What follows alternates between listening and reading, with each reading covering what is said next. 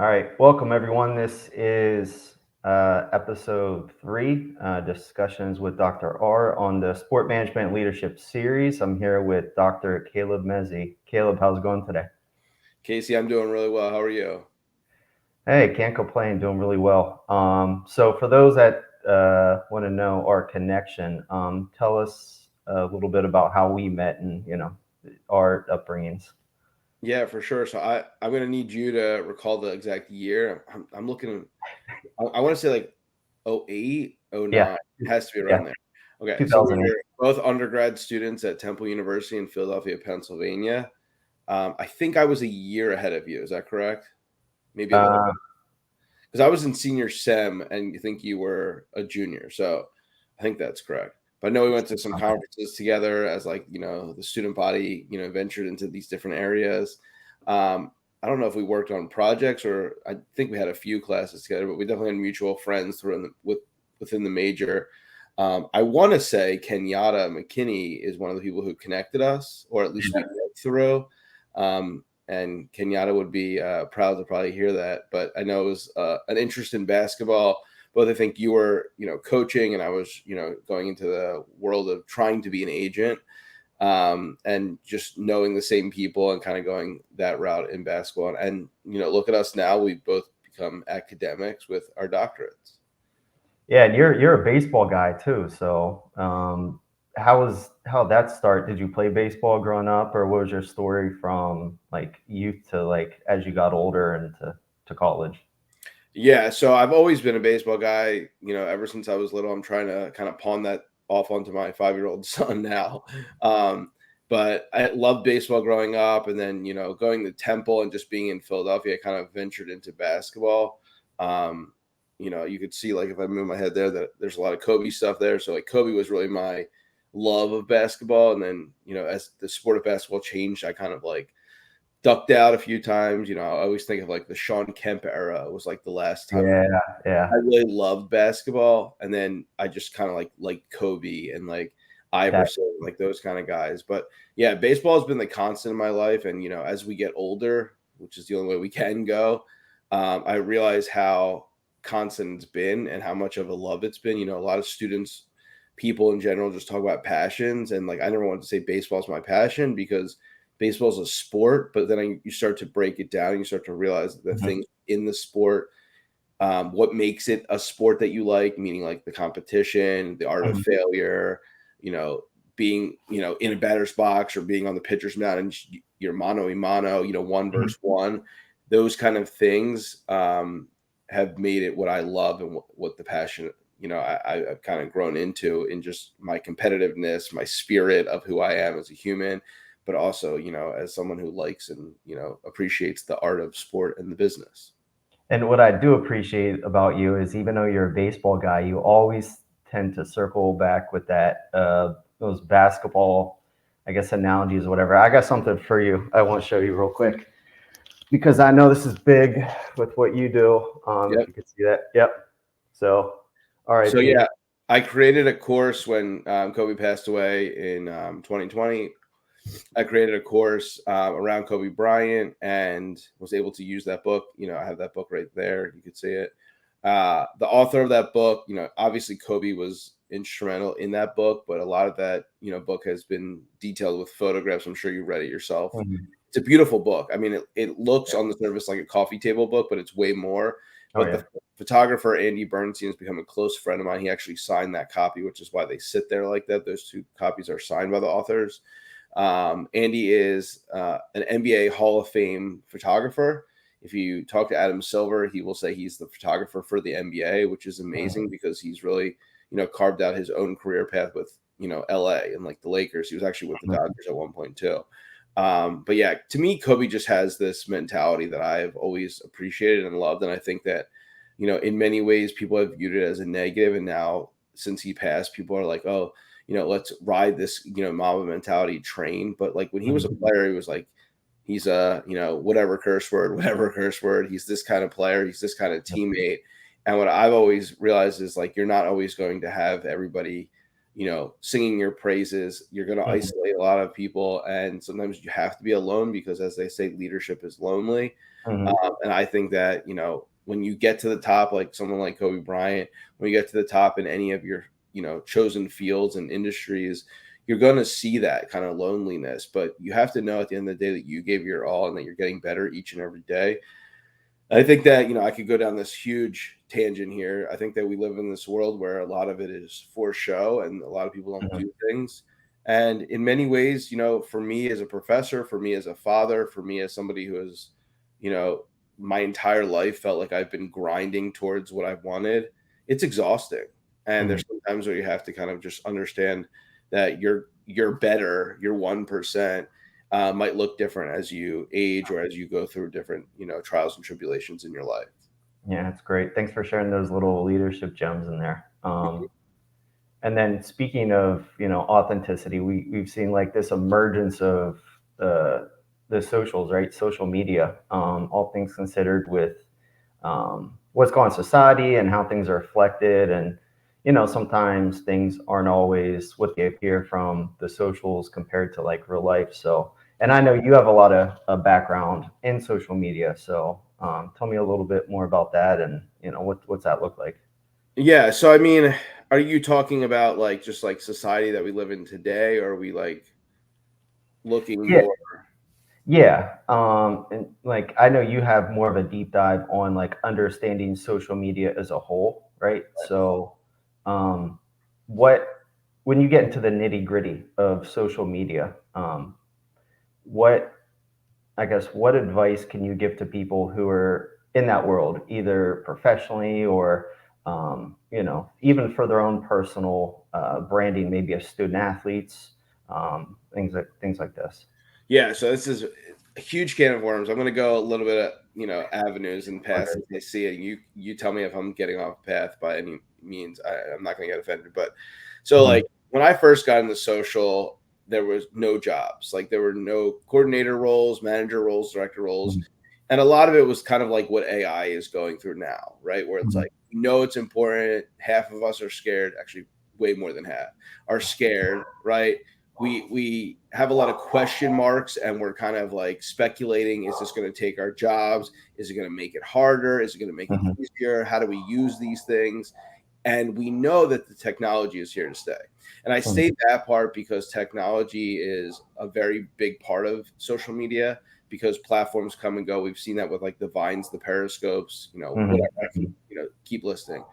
But I listened to a podcast earlier today that was very interesting because they were talking about one of the most innovative technology advancements, or you can call it like, inventions in technology that nobody ever talks about. Right. And I'm going off on a tangent here because I think a lot of this is, how we have consumed. So like when I look at Mhm. social media as like, here's the tool, here's the vehicle, like people are looking at AI, I always go back to consumption, creation, and curation. And I always use these examples that college students would understand. Curation, nobody has ever done it better than Barstool. I'm not a Barstool fan, even though I probably look like I should be. I'm just saying the facts, which is that they have done a very good job of curating content to put in front of the audience and community that they have built. They Mhm. love that content. They want to be featured, right? Right. Consumption is something we do. And when I talk about technology advancements like the one I was talking about, what I heard in that podcast was the guy who invented doom scrolling, right? Literally the guy who came up with the interface that just keeps going, right? Like, so when we keep going like this, it keeps loading more. Somebody invented that. And while Mhm. we always want to say Zuckerberg and Elon Musk are ruining the social media world and the people and the teenagers and all these kind of people who can't think for themselves and do this all stuff, that this is the tangent that I'm going to go on. This guy who invented doom scrolling could have possibly created the world's worst thing because we Mhm. have no stop, right? His example Mhm. was we don't ask for more coffee or wine until we're, done, until our mug or our glass is empty. Mhm. Here with social media, there is no empty. It keeps loading, it keeps Mhm. populating, and it keeps, you know, being consumed. So if Interesting. there's no run, like we're not wringing anything out where we're losing anything, we're going to keep consuming it. And that's a problem, right? Mhm. So when I go back to social media, and I said there was no jobs and all this stuff, all we could do was ever execute, get content out there, post more things, take more photos, take more video, put it here, all that kind of stuff. And I think what happened over, so it's probably like 6 to 8 years after that time, right? Mhm. Let's say like closer to, 2014, 15, Mhm. um, we started to realize that there need to be a strategy, and the strategy needs to coexist with whatever a branding and a marketing strategy is. So this is where Mhm. I'm going to stop right there, because I think that's what we can have a different conversation on. But Mhm. strategy and social, because I teach that in many classes, is Mhm. much of the hurdle that I see for a lot of young professionals who want to get into this world, like you asked, right? Mhm. A lot Yeah. of people say I want to work in digital. So what I do is I create like little activities for them. We did one the other day, a couple of weeks ago, where I had 8 groups, and each group had to play another group in a sport, and the sport could have been like rock, paper, scissors, shoot. It could have Mhm. been charades. It could have been Yep. tic tac toe. And then another group, a third group, was capturing that through content. So that group that was capturing had to sit with each other. Let's say it's 3 or 4 of them. Say who's going to capture what. What are we going to do with that content? How are we going to post it? How are we going to put together? What music's going to go with it? Mhm. What's the text? What hashtags are we going to use? Are we going to tag anyone? And then I let them post it to this TikTok account that I have called Mezzy Around, that is all for students to submit Mhm. assignments, because I know that students don't want to submit things on Canvas all the time. They Yeah. want to see their work out there. They want to share it with their friends and family. Mhm. They want that, social currency. So Mhm. I'm trying to bring this all together, because that is a very tactical approach to a strategy, right? The strategy is, let's get them real experience. Let's get them Mhm. immersed to what they want to do. And to do that, you have to get them to do it, right? So like, how do we Yeah. break down the tactics so that they can execute it? So that's kind of my long-winded answer that I was trying to touch every area. Yeah. You bring up another good point too about social currency, and I think we see a lot of times where it's whether it's hashtags or clicks via likes or subscriptions, and a lot of that's really in the form of attention, right? If you want to call it that. And I'm curious about where we're heading, right, in these next couple years. Like you and I have talked about. Um, the age before the socials and what that looked like. We were essentially in an era where it was that last, bit of history, boots on the ground, and now things are at our fingertips nonstop. So what do you think these next couple years look like in terms of where we're heading for just not social media, but sport with society in general? Like we've hit a lot of milestones essentially, and I feel like we're just getting started. Yeah, man, there's a lot to unpack there. So how do I say this? So you start with the social currency thing. Like, I'm trying, like, the way I look at it is like, and you mentioned attention, is like there's a stimulation, right? And Mhm. people need to figure out how to get stimulated. And a lot of Mhm. things that, happen in our lives make us want more stimulation, right? So, like, if we had a bad day at work, or if we're struggling in a relationship, or we lost a parent, like whatever it may be, like we need to be somehow stimulated, right? And like when I Mhm. was a young kid, like my dad used to say, like, this is when I was going in high school, like people drink alcohol, people smoke, and like do all these kind of things, but it's all temporary, right? The pain you Mhm. feel is temporary, that buzz you feel, that high you feel is all temporary, right? So like I'm giving you like a very general answer, because I'm trying to couch all that stuff together here. But like a big part of, and you mentioned sports, so I'm gonna like put this aside and then jump it back in. A lot of this is entertainment, and like Mhm. there's a good and a bad with it. It's like the Mhm. stimulation that everybody seeks nowadays is entertaining. Like, so if Mhm. they're high, if they're drunk, they experience something, like, let's just say the Tom Brady roast, and that Mhm. they find is entertaining. Now, Mhm. people will watch that for 3 hours because they are entertained. People will also, as we talked about doom scrolling, go on TikTok for 3 hours and not even realize that, oh, I started at 10:20 and now it's 4 p.m. They don't even Mhm. know, because they're entertained. And I think a lot of this is, we're so obsessed with being entertained all the time that we have like ruled out this mundane, like this, I want just boring, like this boring, tedious routine. Like Mhm. we hate it. We hate like waking up early, going downstairs, letting the dog out, brewing a cup of coffee, like making a Mhm. smoothie. Like we hate this. We hate this. Like, so all we care about is being entertained. So when I talk about stimulant, like that's what I'm talking about. Is Mhm. like I have students who do it, and like it's not. There's no good or bad. Like everything always has to be this extreme, right? But there's no Mhm. good or bad. And like when I'm looking at this stuff, it's like we have to be entertained. So like I'm going to take this into sports now, right? The hottest NBA player probably right now today is who? There's two guys that are Yeah, being. LeBron obviously Well, gets I'm saying the hottest, not the best, hottest. not the most rare. The hottest in terms of like who's trending. It's Anthony Edwards or Jalen Brunson. So Okay, got it. Mhm. they're not the best, right? Mhm. But they're the hottest players right now. And why? Anthony Edwards has these dunks, right? And we're now Yep. comparing, we're taking him and comparing him to Jordan. Jordan. Mhm. This is what we do, right? Mhm. Is he Jordan? No. He even says, I'm not Jordan, I'm Anthony Edwards. Yeah. Now, who is probably the best player in the NBA the last 3 to 5 years? Let's say 3 years. Jokic. Jokic. He's Yeah. so boring. He's so boring.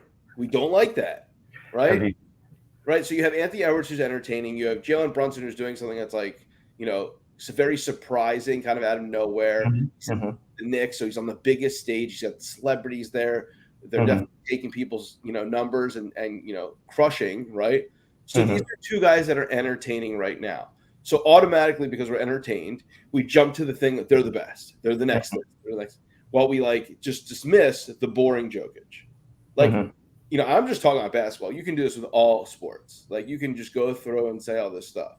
But it's very funny because like all those greats, and we talk about Kobe and like all those people, they have to sit in that mundane. They have to sit in that tedious stuff to be great.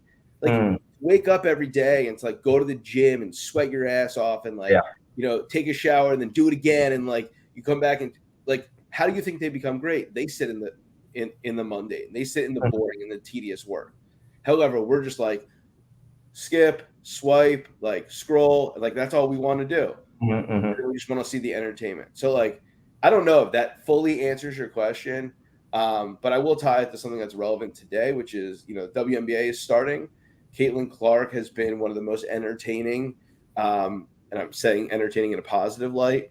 Mhm. Basketball players, put aside male or female, it doesn't matter. She's Mhm. been the most entertaining basketball players. And what that has done in terms of the entertainment value has increased the spotlight on the WNBA, right? Mhm. And that has, we don't have to talk about revenue, but that has increased dollar signs and opportunity and potential. Uh, Mhm. so there is good to be said about entertainment. But if you ask me what do I see, what's the top of mind, right? I'm going to say the way we look at entertainment and the way entertainment has shaped our perception of everything. So whether that is social justice, whether that is sport, whether that is leadership and just business. Mhm. Yeah. I believe they call that now the Caitlin Clark effect, right? Yeah, Ticket sales, charter flights now, and which hearing isn't about new fair to Caitlin franchises. Clark. It's not fair which to. which is interesting, and not to like harp on this for a second, but before her it was there were a few others, and they didn't get that sort of recognition. And now all of a sudden, it's like, where are we at in society? Click, share, and it's that domino effect, right? It's the attention. So it's interesting you bring that up. Um, Yeah, I want to switch gears for a second. Just talking about like industry, right? Because you and I both have had a lot of impactful people in our lives, as far as whether it's professors or industry leaders. Um, you know, you don't have to mention who specifically, but what did that look like for people who made an impact in your life, as far as whether it was dropping a gem, or guidance, mentorship. And what did you do at that time versus kind of reflecting now and how that's impacted you? Man, there's a lot to take there. I think it depends on like where you are in life, Hmm. right? And I'm saying that because I think that you talk about professors, but like it could be somebody who recently got married and had kids, and you're going into that world of being married and have kids, right? So it's hard for me to nail down like specific, like you said, don't have to say a name, but for me, it's like it's just having an open mind, and like it's very hard to have an open mind when you're very laser focused, which I consider myself very laser focused, and sometimes at a fault where I'm driving so fast I don't see this person cutting in this lane, or I don't see this person merging onto the highway. Like I don't see those things sometimes because I am so laser focused. But I mean, are you talking about like advice that they gave, or are you talking about like the guidance in this whole life that we live, this whole journey? Yeah, a combination of both, obviously. Okay. Like, because there's always those community leaders, I guess, Yeah, or yeah, growing yeah. up as that coach or somebody who just made a So huge.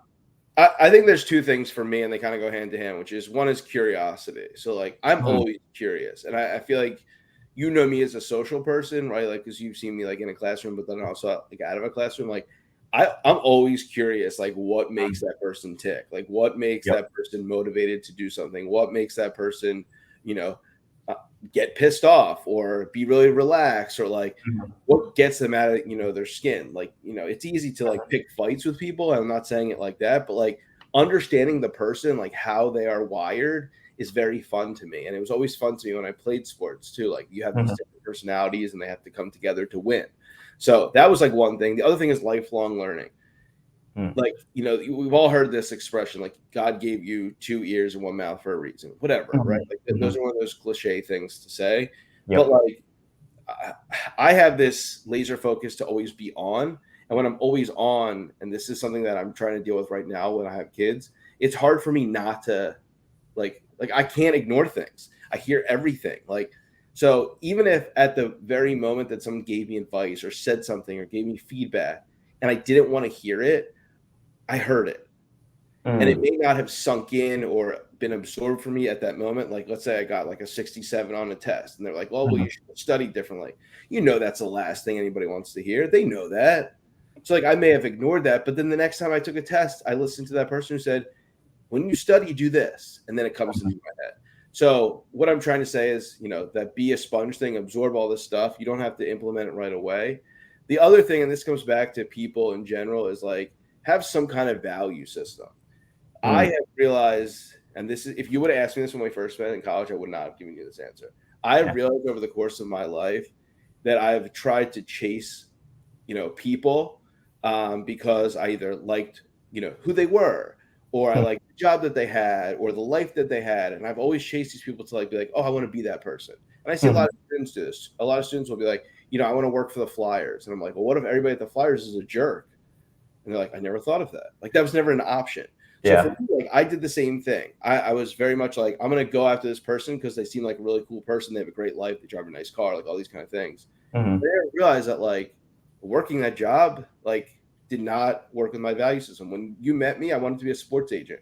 It took Mhm. me like a full year and a half probably to realize like I'm too nice of a person. I have too much of a heart to be a sports agent. Mm. No knock on people who are sports agents, but like I didn't feel comfortable seeing the things I saw. Yeah. Did them, right? But like I was seeing these things and I was like, oh God. And somebody could have said, well, that's what happens in that industry. And I would have been like, no, no, no, I have to see it for myself. So sometimes you have to hear these people talk, Mhm. experience, do it, right? And then go through that process. I have this philosophy. Hopefully one day I, actually execute what I'm talking about. But in life, we're all a bunch of undeveloped photos, right? If you think about the old way to develop photos, is like you have to expose, right? You have to Mhm. expose things. So until you expose people to things, people, experiences, they cannot make the decision for themselves. And I Mhm. think a lot of people in this world, they don't go through adversity. Somebody else takes that adversity, takes that shot or that, whatever hit for them. Mhm. So they never actually experience that adversity. I'm not Mhm. going to call it failure because I don't think it's failure, right? Mhm. It's a tough time. It's just a phase. Like I said before, everything's temporary. Mhm. So when people are telling you all these things, you have to say, wait, did you experience that? Talk to me about that experience because their advice may come from somewhere. Mm. If it doesn't, then you have to say, well, like, let me experience this for myself first. Mhm. Mhm. Or tell me about your experience. And then if you realize they don't have one, well, then you might not know what you're talking about. I was listening to a podcast with Shaq, and he said that he used to do this to Charles Barkley, or he still does to Charles Barkley, where he was like, Charles will talk about winning championships, and he would be like, Uh-huh. Charles, you know about that? And it's like it's kind of funny because we know how their banter is, but like Mhm. same thing. That should be how the life motto is. So like I don't know if I'm contradicting myself or answering that question, but like that's what I would say is like as I've gotten older, I've held people in high regard. So I take their advice. I want to follow their path. I want to be like Mhm. them. But then as I've gotten older in my wiser years, I've started to realize like you have to experience those things for yourself or understand where that person who's saying it has come from. It's almost like the philosopher, right? The critical thinking at its finest, right? Yes. Yeah, that's awesome. So I'll leave you with kind of the last word, or anything you want to impart upon people, even favorite podcast, any good reads as far as books go, anything that you recommend for leadership or in the sport industry, or just recommendations in general. Yeah. So I mean, those things are plentiful in my life. There's a lot of books, that I have behind me. I would say, like, one of the books I always said I think is great is Give and Take by Adam Grant. I love Adam Grant. I think a lot of what he does, I think Give and Take is something that Mhm. our world needs more. There's too many takers, in my opinion. There's a Mhm. book right next to The Shoe Dog. I don't know if you guys can see it. It's like a circle with a dot in it. If you're a creative person, if you want to get creative, if you want to basically go out there and try to learn what creative is, that's a great book by Rick Rubin. I don't know, like it depends on the industry. I have so many books. I do like a lot of sports books, but we can get into that on another time. For podcasts, like I listen to No Stupid Questions well, it used to be Sundays. Now I think it's Saturday nights, but I listen to it Mhm. like Mondays. That is one I will listen to like all the time, no matter what the topic is. I have a lot of podcasts on my list, so there's sometimes where I just ignore a podcast. I don't listen to it because I don't really get into the episode. But like in terms of just knowledge that I want to impart, like I, one of the things I always say to students is like it will be exhausting if you go after jobs, and I say this in a weird way. If you just start to look at jobs and start to apply, whether you're graduating soon or you just graduated, you're going to get exhausted. And I think I said this a little bit differently before, which is you have to chase people. I said that I used to chase people for the wrong reasons, but like you have to chase people. And like we're having a conversation here. We've talked before, whether it was on LinkedIn or whatever, in the last 15 years since we were in college together. But you need to talk to humans. And a Mhm. human itself is an open book, right? That Mhm. human can share questions and answers. They can share experiences and knowledge or advice, whatever it may be. But you have to be the person who drives that. So, like, one of the things I'm going to say is, like, I think you have to own what you're doing. Like, there's a lot of like owners and renters here. And like, I will say that I'm guilty of it. Like, where we want to pursue something and then we're like done. Right. Well, if you're owning it, you're not done until you sell it. Right. So you can't just be like, oh, I'm going to do this for 3 days and then I'm going to switch my workout, right? That's renting. So like we have to understand the difference between owning and renting. So that's one thing. The other thing is following these people. Knowing that there are so many people in this world, which is exhausting and overwhelming in itself, all these people get contacted by other people as well. So you need to figure out what is your hook, what is going to get that person like, to respond to you. Like if I wanted to reach out to Steve at the Chicago Blackhawks, how do I get Steve to respond? Right? How do I get him to get on the phone, get on a Zoom, whatever it may be to respond? And then once I get him there, what am I going to do with that time that he just gave me? One of the things I give my students all the time is the Tiara framework, TIARA framework, which helps to do informational interviews. I think informational interviews are powerful. What they do is they allow you this opportunity to ask people questions, but then it also gives you the further opportunity to enrich that relationship, nurture it, and develop it further. We live in this society where everything is on demand. So when you need a job, that's when you should ask for a job, right? And I don't think it works like that. I think that's how we think of things because we think of like, oh, we want to watch the show, let's click and watch the Mhm. show. But we really have to start to get back to developing relationships, and that starts with people. So that's my long-winded answer to like my advice that I would give, like the knowledge that I would just kind of leave people with. But I do think that there's a lot of other things that our society needs right now. I just don't know if this is the right format to pitch that. But if you want me to like give other book or podcast recommendations, I'm happy to do so. I just want to know exactly who are we targeting here for that answer. Yeah, no, I appreciate it. And for anyone that wants to follow you, your work, any of your podcast or your actual what you do in the industry, where can they follow you Yeah. or they get in touch with you? So LinkedIn, search Caleb Mezzy. I'm the only Caleb Mezzy in the world, so it's a fun anecdote. I was gonna say Twitter. Wow, X and Instagram. I'm Caleb_Mezzy. Unless I change the handle, but that's what it is right now. I would say on TikTok, I don't really use TikTok that much, but I mentioned I use it for my class, and that's at Mezzin MEZZIN_around. And then Snapchat, I'm not a user. And I would really say like I have other things that I do in my free time in terms of like hobbies and stuff. You guys can see behind me that I'm a collector, that I like doing all this stuff. So I'm on social in that realm too. But really, like as much as you want to follow me, I think that I love to get stuck in that mundane, that tedious. And I think one of the reasons I like to do that is because I'm okay with delayed gratification. So while you can follow me on those socials, that's kind of what you'll see is boring, mundane, and tedious things. All right. Thanks, Caleb. Thank you, Casey.